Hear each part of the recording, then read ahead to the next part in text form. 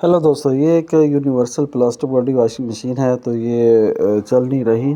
इसकी कंप्लेन है कि पावर सप्लाई ऑन करते हैं तो जैसे ही सिलेक्टर स्विच को ऑन वन वे या टू वे पे लगाते हैं, मगर ये जो टाइमर स्विच है ये बिल्कुल मूव नहीं लेता, मतलब कोई क्लिक नहीं लेता। मोटर को सिग्नल नहीं जाता और ना मोटर स्टार्ट होती है ना मशीन चलती है। तो ये फ्री हुआ पड़ा है, जैसे जैसे घुमाए जिधर भी घुमाए तो कोई इसके साउंड नहीं आता। तो हमने ये पहले 4 पेज खोल रखे हैं।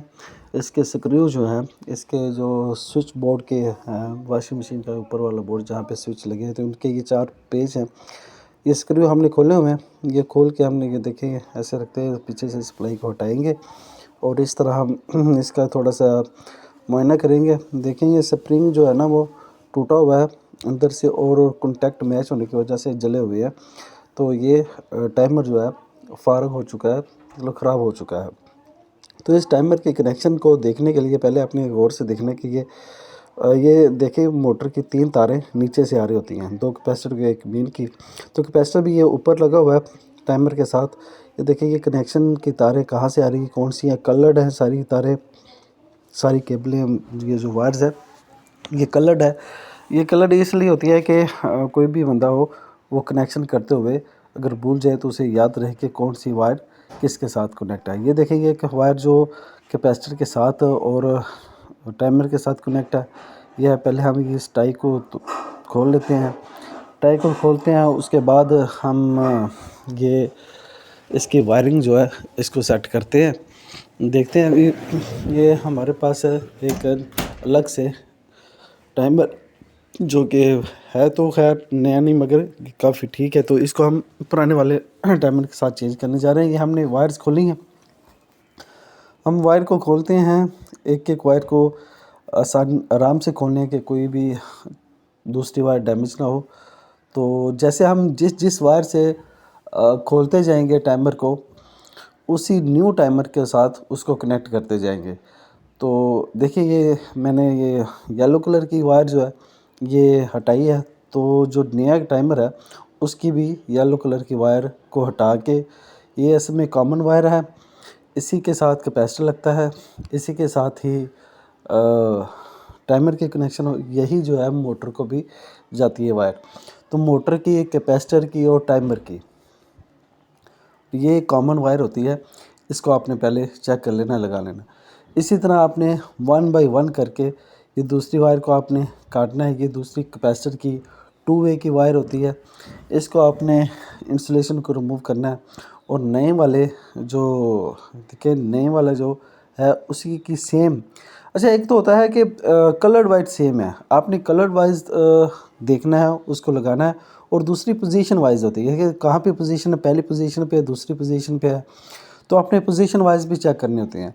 ऐसे आपने पोजीशन वाइज चेक कर दी, इधर भी देखें न्यू के साइड पोजीशन वाइज भी कलर भी वही है। अगर कलर सेम ना भी हो तो कम से कम पोजीशन के लिहाज से आप उसको कंपेयर करके उसको लगा सकते हैं। ऐसे ही हम एक एक करके सबकी इंसुलेशन उतार के पुराने वाले को हटाएंगे और नए वाले को हम इस तरह जॉइंट करते जाएंगे। हम इसको जॉइंट करते हैं और इस बात का ख्याल रखना है कि कोई भी जॉइंट ना एक दूसरे के बराबर ना हो। कोई भी वायर आगे पीछे कटे ताकि जॉइंट जो एक दूसरे के सामने ना हो कि मिसमैच होगी, मतलब कोई तारें आपस में जुड़ गई तो हो सकता है मोटर जल भी जाए, हो सकता है कि मशीन चले ही ना, तो ना फॉरवर्ड चले ना रिवर्स चले। तो इसलिए जो भी आप वायर काटो, जो भी उसकी लेंथ इतनी रखनी है कि वो जो जॉइंट है वो एक दूसरे के बिल्कुल पैरेलल में आके जॉइंट ना हो। ये देखें, इसको थोड़ा सा फासले से रखें, इनको टेप करना है। ये सारे कनेक्शन अभी हो चुके हैं। तो अभी हम इसको टेपिंग करेंगे। तो ये जब टेपिंग हो जाती है उसके बाद एक दफ़ा हम ट्राई लेंगे इस पर कि ये चलती है कि नहीं। तो इस पे हम ये टेपिंग करेंगे। जैसे देखिए बड़े अलग अलग से हर वायर को आपने टेपिंग जो है अलग अलग से करनी है। अलग अलग से करते हुए आपने क्या करना है, ये अभी आप देखें ना कि जी पता चल गया कैसे हटाना है। ये भी अभी आपको एक दो और ट्रिक बताऊंगा वो आगे जाके, क्योंकि अब चलानी है तो उसके लिए आपने इसके मेन पॉइंट जो है ना उनके अलग अलग से आपने देखेंगे इस तरह आपने टेपिंग कर देनी है। ये पुराने वाला बिल्कुल आइसोलेट हो गया है, सारी वायर्स इसकी कटी हुई हैं और न्यू के साथ हमने लगा दी हैं, मतलब एक जो स्पेयर था उसके साथ लगा दी।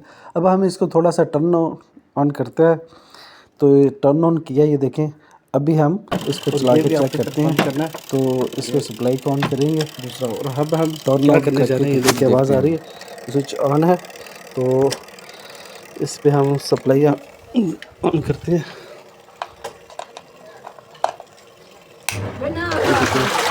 देखिए अभी जैसा हमने चेंज किया है ऐसे, तो यहाँ पे हमने सप्लाई ऑन की, पानी चलना स्टार्ट हो गया। ये ऑल टाइमर जो है हमने जो रिप्लेस किया वो काम कर रहा है। तो यहाँ पे ये देखें, ये 2 वे पे हुआ है, तो सिलेक्ट करते हैं 2 वे चलता है कि नहीं, तो 2 वे पे चल रहा है, तो लिहाजा हमारे कनेक्शन ओके हैं। तो हम अब क्या करते हैं, इसको वाइंड अप करते हैं अच्छी तरह से। पुराने को यहाँ से इसके पेच जो है वो स्क्रू जो है यहाँ से, देखिए ये पुराने हमने हटा दिया है। इसका स्प्रिंग टूटा हुआ, तो कनेक्शन भी इसके जले हुए हैं, पॉइंट जले हुए हैं, तो हमने हटा दिया। हमने क्या करना है कि जो हमने कनेक्ट किया हुआ है वो इसी एक जगह पे रख के हमने एज इट हमने इसको स्क्रू लगा देने हैं। ये देखिए ये स्क्रू लग चुके हैं, और इसको कवर को हम वापस रखेंगे, अच्छी तरह टेपिंग कर देनी है, जॉइंट टेपिंग कर देनी है। इसके बाद से कवर को रखेंगे और इसके टाइमर को ऑन किया हुआ है। तो अब इसको सप्लाई ऑन करते हैं, देखते हैं, ये देखें ये सप्लाई ऑन करने से ये चल गई, तो लिहाजा क्या है कि मशीन ओके है। हेलो भाई, देखो सब्सक्राइब तो लाजमी करना और बेल आइकन पे प्रेस भी करना। Thank you.